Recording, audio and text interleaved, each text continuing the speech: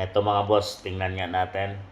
Pabor ba kayo na ikulong ako ni Sara dahil sa mga paninira ko laban sa mga Duterte? Mga boss, nalalapit na yung katapusan nito mga boss dahil 2 years na lang matatapos na ang PBBM administration. At sigurado pag may bagong Pangulo ay mapapalitan na rin si Auntie Claire bilang spokesperson. Ang trabaho niya mga boss ay malayo sa spokesperson na ginagawa ng mga nakaraang administration dahil parang ang trabaho niya ay attack dog laban sa mga kalaban ng kanyang amo at lalong-lalo na sa mga Duterte. Kung tingnan niyo mga boss ay parang nasira na yung image ng Pilipinas dahil sa ganitong pag-uugali at ginagawa ng spokesperson na si Auntie Claire mga boss. Ito yung bagay kay Auntie Claire mga boss, deserve na deserve. Made in Malacanang 2.0. Si Auntie Claire naging made in Malacanang tagalinis ng kalat ng puon niya. Si Auntie Claire ang tagalinis sa mga iniwang kalat ni PBBM. Siya ay ginagawa niya na lahat ng paraan at kahit hindi na trabaho ng bilang spokesperson at malayo na ang trabaho niya sa pagiging spokesperson ay talagang todo pa rin si Auntie Claire, lalong-lalo na kung sirain ang mga Duterte or pag-usapan ang mga Duterte. Ang trabaho niya talaga ay sanggain ang lahat ng mga paninira na ibinabato laban sa kanyang puon or kanyang amo na si PBBM at ng administration mga boss. So yun talaga ang number one na trabaho ni Auntie Claire ay sinasabing kasunod na lang yung attack dog at talagang number one niya ay saluin ang lahat ng mga ibinabato ng kalaban sa kanyang amo at talagang ipagtanggol ang kanyang amo, linisin at pagandahin ang image ng kanyang amo kahit hindi na nararapat at nakikita naman ng taong bayan kung ano talaga ang pinaggagawa ay talagang todo ang papuri niyan ni Auntie Claire pag kay PBBM na at todo naman ang paninira at galit siya pag Dutertes na ang pinag-usapan mga boss. Ito mga boss, oh, sample. Yung sisiw na nag-aastang agila, kung yan ang magiging leader at wala palang kakayahan, yun ang delikado.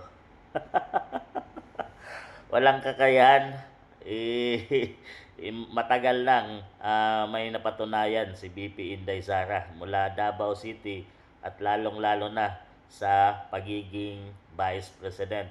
Iminsan nga siya pa yung nangunguna sa presidente, lalong-lalo na sa pagtulong sa mga mamamayang Pilipino at sa mga kagaya ng mga may mga bagyo, mga lindol or mga calamity na nangyari sa ating bansa ay nangunguna pa yung tulong ng Vice President at ni BP Inday Sara.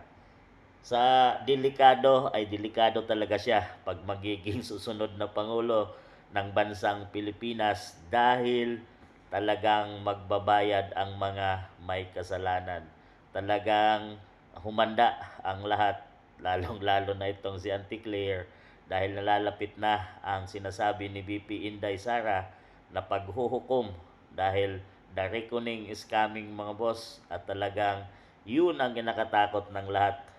Ang natatakot lang naman mga boss ay ang mga taong nagsamantala sa mamamayang Pilipino at sa bansang Pilipinas. Sila ang mga takot na makabalik ang mga Duterte sa kapangyarihan. Isang sample ng pag tagatakip o tagalinis itong si Auntie Claire Castro, sinabing ang mga kurakot ay maring makalaya kapag hindi na Pangulo si PBBM. Ang mga kurakot ay patuloy na malaya at hindi nakukulong hanggat si PBBM ay nandyan pa sa administration. Yun ang nangyari, laganap, billion, trillions na yung corruption. Sa flood control project pa lang yan ay wala pang napatunayan at wala pang nakukulong. Dahil sa lahat ay pinagtatakpan at talaga inililihis ang kaso at hanggang ngayon, usap-usapan na lang lahat. Kaya patuloy na malaya ang mga kurakot at magnanakaw sa pera ng kaban ng bayan ng mamayang Pilipino. So yan ang trabaho ni Auntie Claire, ang ilihis at talagang saluin ang lahat ng mga kalat na binabato sa kanyang amo, mga boss. Kaya ang tanong, pabor ba kayo na ikulong ako ni Sara dahil sa mga paninira ko laban sa mga Duterte? Kayo mga boss, dahil deserve talaga nito na makulong pag natapos na ang termino ng kanyang amo at mayroon ng bagong pangulo sa darating na 2028 at lalong-lalo na kung si BP Inday Sara ay maupo at talagang makasurvive siya sa lahat ng mga ginagawa ng administration ngayon sa pag-atake dahil yun ay talagang political attack laban sa mga Dutertes. Kaya kayo mga boss, sang-ayon ba kayo na makulong si Auntie Claire?